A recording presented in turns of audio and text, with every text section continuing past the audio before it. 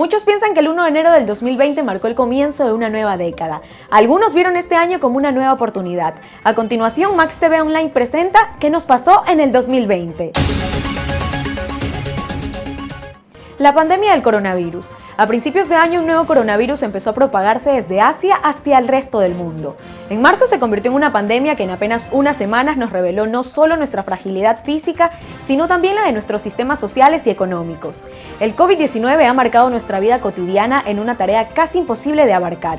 Por ese motivo hemos querido centrarnos solo en 6 a la hora de resumir el año: la desigualdad, la economía, la migración, la educación y la lucha científica. Los incendios en Australia. Australia fue arrasada por devastadores incendios forestales nunca antes vistos en el país hasta el 27 de enero. Estos masivos incendios forestales, incitados por temperaturas récord y meses de severas sequías, habían más de 26.4 millones de acres. Decenas de personas habían muerto, incluyendo varios bomberos voluntarios. Miles de hogares, medios de subsistencia y edificios fueron destruidos. Se calculaba que más de 1.250 millones de animales pudieran haber muerto directa o indirectamente debido a los incendios. Las inundaciones en Indonesia. Decenas de miles de indonesios seguían el sábado 4 de enero del 2020 sin poder volver a sus casas tras las inundaciones que golpearon a la región de Yakarta, en las que murieron 53 personas según lo informaron las autoridades. Más de 170.000 personas que vivían en los barrios más siniestrados seguían en refugios temporales. Las lluvias torrenciales que cayeron en Nochevieja causaron inundaciones y deslizamientos de tierra en la región de Yakarta, en la zona de Levac. Alerta mundial en Chernobyl. Los incendios en Ucrania registrados en abril provocaron una alerta mundial por su cercanía a los depósitos de residuos radiactivos de la planta nuclear de Chernobyl. Luego de que el miembro del Consejo de la Agencia Estatal para la Gestión de la Zona de Exclusión confirmara que el fuego había alcanzado a Pripyat, que se encontraba a 2 kilómetros de los depósitos en donde son almacenados los residuos más radiactivos de todo Chernobyl. El precio del petróleo llega por primera vez en la historia a precios bajo cero. Ecuador enfrentó el momento más crítico de su historia por la caída del precio del petróleo, nuestro principal producto de exportación, lo dijo el presidente Lenín Moreno. La caída del precio del petróleo presentó un reto descomunal para el Ecuador y no podrá volver a vivir la misma realidad de antes. La explosión en Beirut. El 4 de agosto a las 18 horas, una primera fuerte explosión en la zona portuaria de Beirut fue seguida por un incendio y una enorme detonación que se sintió hasta Chipre, a más de 200 kilómetros de allí. La explosión, de una potencia comparada a un sismo de magnitud 3.3 en la escala de Richter, provocó un cráter de 43 metros de profundidad y daños materiales a kilómetros de distancia. Joe Biden y Kamala Harris, las personas del año 2020.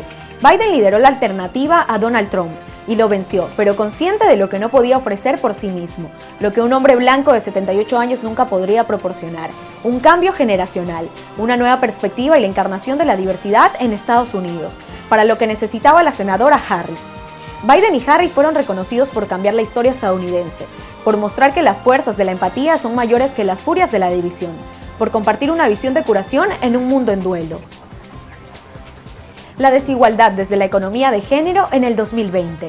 El mundo del 2020 se caracterizó por una enorme desigualdad, con la mitad de la riqueza mundial concentrada en un grupo de personas que podría caber alrededor de una mesa de conferencias, según las palabras del líder de la ONU, quien prevé que para el 2030 habría todavía unos 500 millones de personas en la pobreza extrema.